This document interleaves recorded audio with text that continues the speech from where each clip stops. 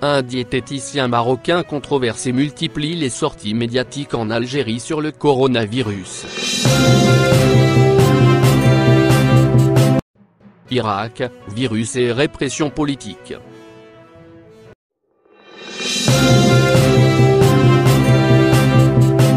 Ces secrets qui garantissent l'impunité à d'anciens militaires qui en savent trop.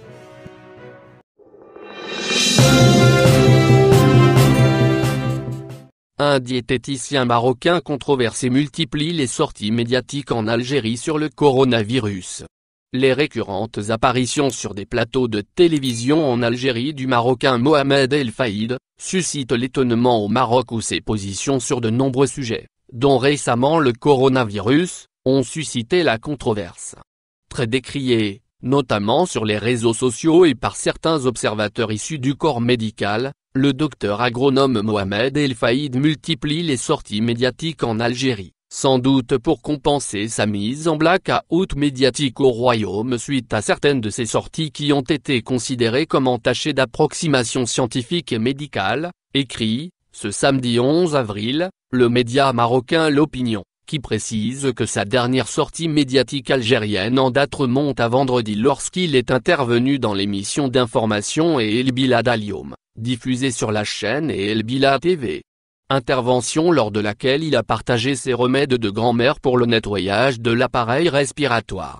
Fayed a ainsi recommandé aux personnes obligées de sortir, y compris les médecins, les infirmiers et les policiers, de laisser leurs souliers à l'entrée de la maison, prendre une douche, puis inhaler les vapeurs d'une concoction à base de clous de girofle et de cannelle, indique la même source. Pour plus d'efficacité, il a également invité le public à le faire entre 1 et 2 minutes, et 2 à 3 fois par jour. Il recommande aussi l'élargissement de cette recette aux hôpitaux et autres lieux de travail, précise-t-on. L'Opinion indique que c'est la deuxième intervention en l'espace d'une semaine de Mohamed El Fayed sur cette chaîne télévisée algérienne. Il aurait délivré lors du premier passage les secrets du traitement du Covid-19, qui existe dans la nature, selon lui affirme la même source. N'écoutez pas les conseils de Mohamed Fayed. Mohamed El Fayed avait fait l'objet le 20 mars d'un article mettant en garde contre ses positions jugées douteuses par le site Yabiladi. Coronavirus, n'écoutez pas les conseils de Mohamed Fayed, titrait sans embâche le média marocain à grande audience. Sur le coronavirus en particulier et contrairement au titre de la vidéo, Mohamed Fayed préfère ainsi recommander à ses followers d'éviter d'attraper un rhume et de se couvrir la tête. Ce virus n'aime pas les choses qui augmentent la température du corps humain, enchaîne-t-il, sans précision, ni référence à une étude reconnue. Plus loin, il recommande de prendre des soupes aux légumes, avec un ensemble de produits qu'il a pourtant mis en garde de ne pas mélanger, plutôt, détaille Yabiladi. Les conseils de Mohamed Fayed ne sont qu'une reprise de ce qui se trouve sur Internet dans les autres langues. Ces conseils qui ont bourgeonné sur Internet, comme le fait de boire des boissons chaudes pour combattre le coronavirus, sont en réalité infondés, affirme la même source. Précisant que si la fièvre est l'un des symptômes du Covid-19, augmenter la température de son corps en consommant certains aliments n'est pas recommandé par les médecins. Plusieurs polémiques. Mohamed El Fayed n'est pas étranger aux polémiques ces dernières années, ayant adopté de nombreuses positions et ayant suscité la controverse. Celui qui est incapable d'égorger son mouton n'est pas un homme, avait-il déclaré en août 2019, cité par Le Secours.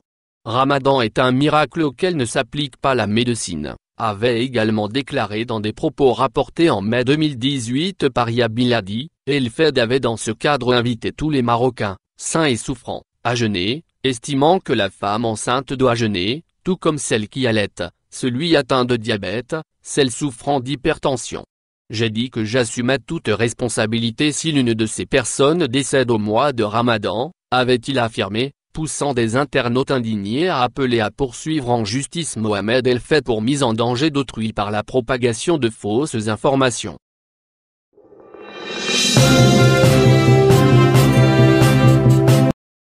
Irak, virus et répression politique. Dans son intervention de jeudi, dans une émission de télévision publique, le porte-parole de la présidence a gravement insinué que le Irak a contribué à propager le coronavirus. Ceux qui ont appelé à manifester ne sont-ils pas responsables de la mort de certaines personnes par le coronavirus? S'est-il interrogé de manière insidieusement suggestive. Danger. On pourrait rappeler qu'au commencement, il y eut un Italien contaminé qui a pu entrer en Algérie, malgré la situation alarmante qui sévissait dans son pays, puis un Algérien émigré qui est venu allumer le premier foyer épidémique à Blida avant de repartir allègrement sans être détecté. Si on commence à chercher les responsables, on risque de les trouver plutôt du côté des autorités. Non, il serait irresponsable de succomber à la dangereuse tentation de chercher des responsabilités personnelles ou collectives dans l'éclosion et le développement de l'épidémie. Il suffit juste de rappeler que les appels les plus retentissants pour une suspension des manifestations sont venus du Irak, de médecins proches du Irak, et de journalistes. Au demeurant, il est malvenu de la part du régime, qui a blanchi des terroristes islamistes ayant égorgé des Algériens, vieux, femmes et enfants, par dizaines de milliers, et ayant contraint les responsables politiques à des décennies de confinement, de chercher un coupable pour le coronavirus. Et de vouloir en accabler un mouvement exemplaire de pacifisme, de responsabilité et d'hygiène. Cette quête du meneur du Irak vient de l'incapacité du régime à admettre la réalité d'un mouvement d'initiative populaire et d'autogestion horizontale. Désemparé de voir que malgré les emprisonnements et la censure, le Irak reste vivace, même virtuellement alors que la rue lui est interdite par le virus, il redouble de répression. Le jour même de l'émission, les sites de Maghreb Émergé Radio M cessaient d'être accessibles à leurs lecteurs et auditeurs. Le régime poursuit sa campagne d'étouffement de ce qui reste d'expression libre. N'est-ce pas significatif d'une ruine morale que de voir un pouvoir surfer sur une vague épidémique meurtrière pour imposer, de son côté, le silence? Mais cette forme de communication, qui naîtra de l'alliance du virus et du dbab, suffira-t-elle à stopper le Irak et à assurer l'aboutissement du projet de restauration du régime? Non, l'intensification en cours de la répression est politiquement inefficace, le Irak se passe de leader du fait de sa nature transpersonnelle, de vagues de fonds massives, il se passe aussi de médias parce que la technologie a socialisé la communication. Les citoyens sont autant producteurs que consommateurs d'informations. Le virus et le confinement ont d'ailleurs accéléré cette évolution.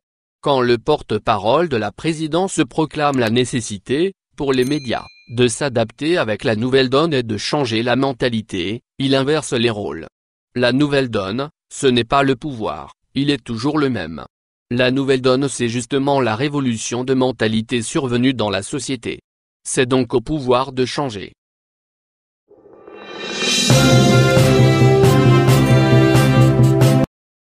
Ces secrets qui garantissent l'impunité à d'anciens militaires qui en savent trop.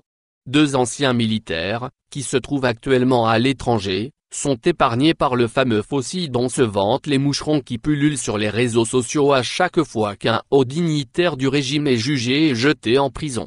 L'ancien patron de la gendarmerie nationale et l'ex-secrétaire particulier de Gaïd Salah ont pu quitter le territoire national en toute quiétude et ne sont cités dans aucune affaire dans les nombreux procès qui défraient la chronique depuis la chute de l'ancien président Bouteflika et la prise du pouvoir par son vice-ministre de la Défense nationale, mort en décembre dernier, mais dont les partisans continuent de tenir les manettes.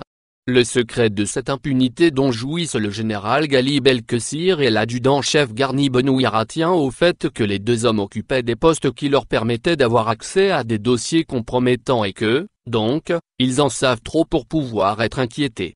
L'ancien gendarme détient tous les dossiers liés aux enquêtes sur les détournements, la corruption, les indus avantages et la collusion entre les dignitaires du régime et les hommes d'affaires qui orbitaient autour de l'ancien cercle présidentiel et dont une partie se retrouve aujourd'hui derrière les barreaux. Quant à l'ex-homme de confiance de Gaïd Salah, il est connu pour avoir été une des pièces maîtresses dans le processus mis en place par des généraux et des responsables politiques véreux pour accaparer des marchés et des biens illégalement. Belkessir et Benouira se trouveraient actuellement dans le même pays et il est peu probable que cela soit le fait du hasard. On ne sait pas si cela leur a été conseillé par ceux qui les protègent à partir d'Alger ou si les 2 acolytes ont choisi d'être ensemble pour mieux se protéger. Le nom de l'ancien adjudant-chef, qui était inconnu du grand public, est de plus en plus cité dans des affaires de trafic d'influence, de corruption et d'abus de pouvoir, en dépit de son petit grade au sein de l'institution militaire. Mais sa proximité avec Gaïd Salah en a fait une sorte d'équivalent de Saïd Bouteflika au Tagarin. L'identité de cet étrange sous-officier a été révélée par le journaliste exilé à Londres Saïd Benzedira, qui en avait fait état dans ses interventions sur les réseaux sociaux.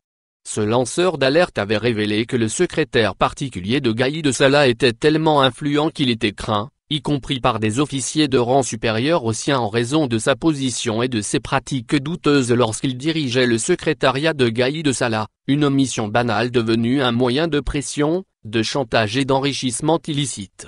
Garni Benouira est accusé d'avoir subtilisé des effets personnels de son ancien chef et aurait fait disparaître des documents importants, sensibles et ultra-confidentiels. Nonobstant, sa demande de mise à la retraite malgré son jeune âge a été acceptée, ce qui préludait à son exfiltration pour le protéger de toute poursuite judiciaire. Le tribunal de Blida, d'habitude prompt à lancer des mandats d'arrêt à tort et à travers, n'a, étrangement, pas bougé le petit doigt.